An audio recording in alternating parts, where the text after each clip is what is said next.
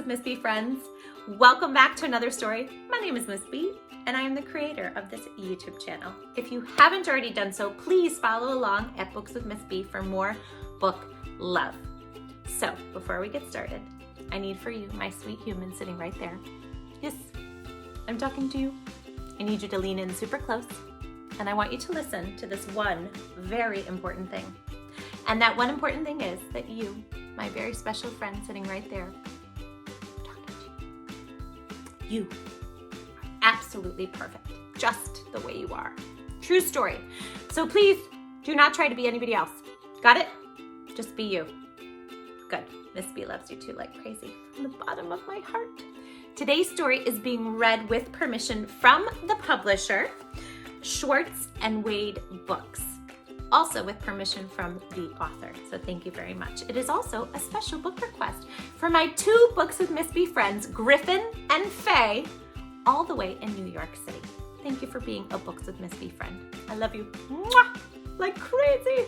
Okay, let's get started on Griffin and Faye's favorite story, Sophie's Squash, by Pat Zietlow Miller and Ann Wilsdorf.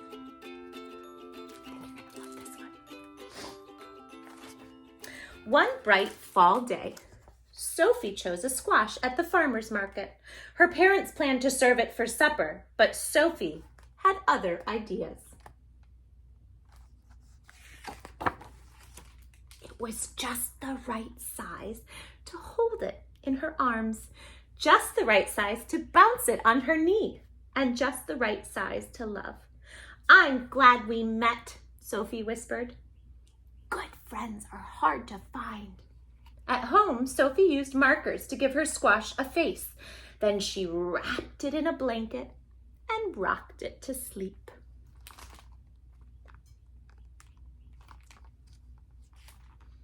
I love her pigtails. When it was time to make supper, Sophie's mother looked at the squash. She looked at Sophie. "I call her Bernice," Sophie said. "I'll call for pizza," said her mother. Look at the kitty cat. He's trying to steal something. What's he trying to steal? Some milk. After that, Bernice went everywhere with Sophie. To story time at the library, to visit other squash at the farmer's market, and to practice somersaults by the garden.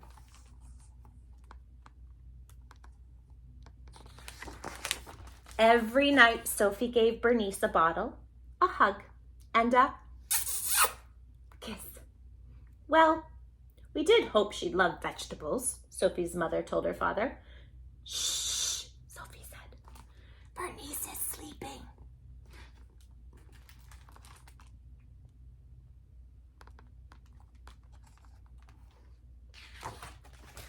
"Sweet pea," Sophie's mother said one morning as they made blueberry waffles, "Bernice is a squash, not a friend. If we don't eat her soon, she'll get mushy and gross. Let's bake her with marshmallows. Won't that taste yummy?" "Don't listen, Bernice," Sophie cried.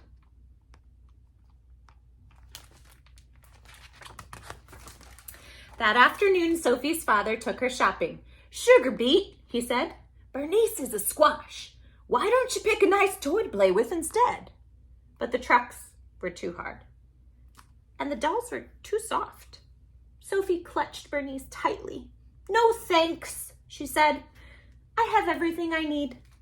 After supper, Sophie's parents called a family meeting. Bernice napped in Sophie's lap. "Why don't we donate Bernice to the food pantry before she rots?" her father suggested. Sophie shook her head. "Bernice will last forever." What do you think? Will Bernice last forever? "Bernice seems a little splotchy," said Sophie's dad on the way to the library one day. "She looks perfect to me," Sophie replied. At story time, some kids pointed and stared. "What's that spotty thing?" a boy asked. "Her name is Bernice, and she's a squash." Sophie said. "With freckles." Maybe Bernice should stay home next time, Sophie's mom suggested. Why? Sophie asked. She wasn't the one being rude.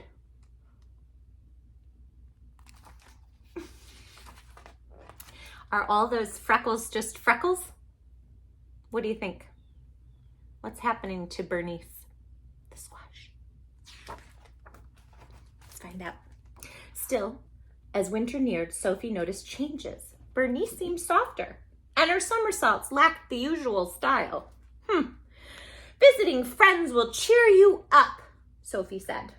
At the farmer's market, squash were everywhere. Firm, shiny squash. What keeps a squash healthy? Sophie asked the farmer. It's simple, really, he said. Fresh air, good, clean dirt, and little love. Well, Sophie thought, I have all that.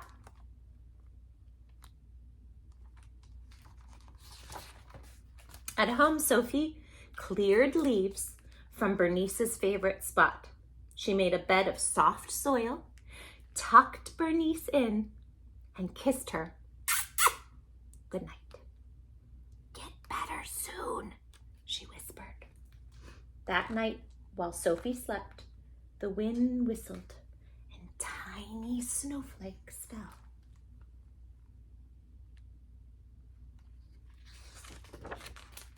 When she awoke, the world was covered in white. Do you think Bernice is cold out there? Sophie asked her mother. I'm sure she's warm and cozy under her snow blanket, her mother replied. Sophie gazed out the window all morning. She was still there in the afternoon when her father came home with a surprise.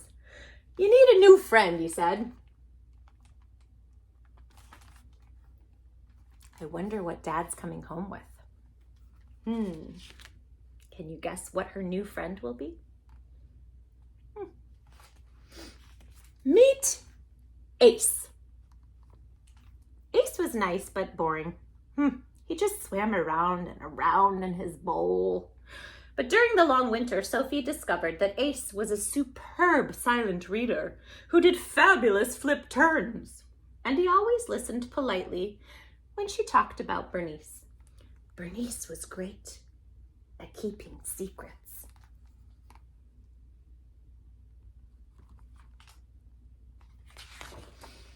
When the snow finally melted, Sophie rushed to the garden. The only thing there was a small green sprout.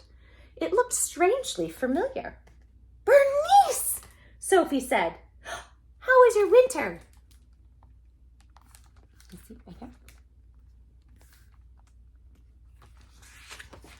After that, Sophie, Ace, and Bernice ate lunch together every day. And one bright summer morning, Sophie somersaulted across her yard, landed by the garden, and stared in disbelief.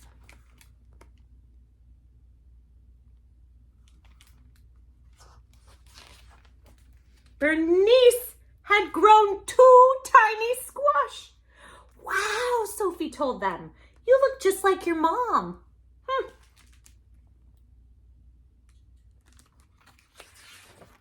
Soon, Bonnie and Baxter were just the right size for Sophie to hold in her arms and bounce on her knee. Just the right size to love. The end. I hope you enjoyed this super sweet book request by my friends Griffin and Faye. Thank you guys so much for this book request. Sophie's Squash. If you don't already have this library, check out the link below. I will put it in the description of the video so you can go and follow and scoop this up and read this sweet story to you, your family, and friends. I love you all like crazy from the bottom of my heart, and I will see you all next time. Bye. Mwah. Hi, my Books with Miss B friends. I have something very important I want you all to know. Please, always remember this. Remember that it is always Very, very important to love who you are. and don't try to be anybody else But who you are. Because, in case you didn't know, I'm going to tell you. you are without a doubt in my mind.